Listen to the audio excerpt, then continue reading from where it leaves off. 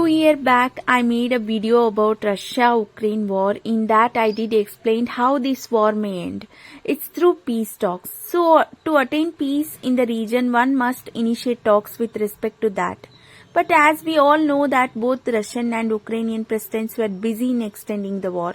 Though Putin initially offered a peace talks deals with Zelensky, but he outrightly rejected it. I mean, this kind of situations are expected or bound to happen when a country's regime is with such a comedy pieces.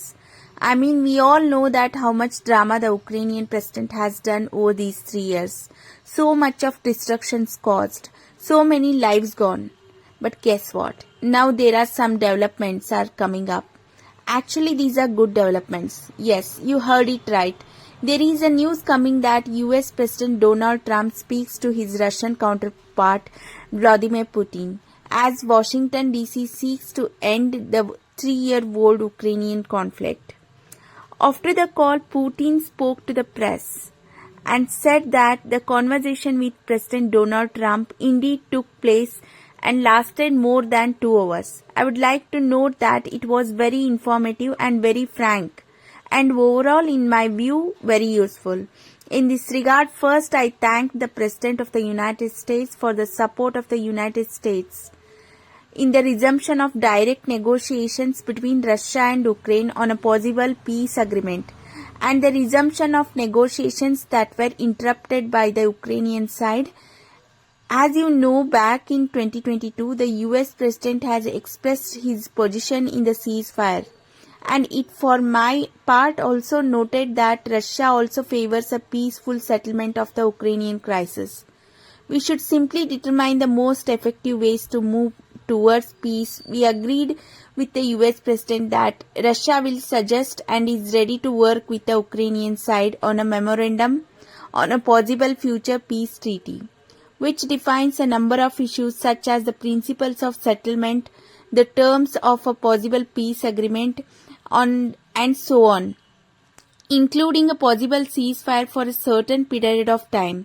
If the appropriate agreements are reached, the contacts between the participants of the meeting and the negotiations in Istanbul have resumed, which suggests that we are generally on the right track. I would like to emphasize once again that the conversation was very constructive, and I highly appreciate it. The issue of course is for the Russian and Ukrainian sides to show maximum desire for peace and to find compromises that would suit all sides at the same time.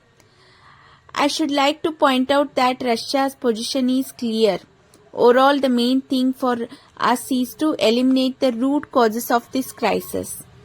Now we will see what Trump has to say about this phone conversation.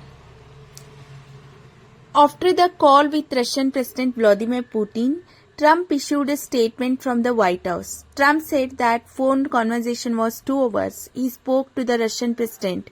He said that, and I quote, "I believe it went very well.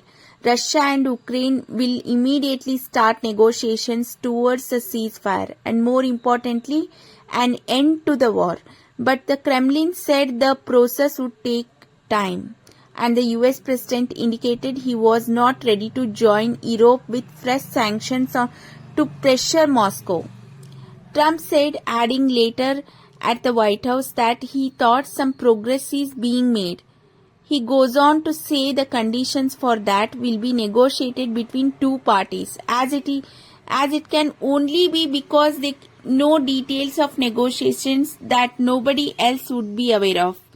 The tone of a conversation is very well. I mean, it's very excellent, and I'm looking forward to it. If it wasn't, I would say it's not going to work, but it went well. Russia, Ukraine agreed to immediate ceasefire talks. So that is it for today. I hope you enjoyed the video. Thank you for watching it, and I'll see you in the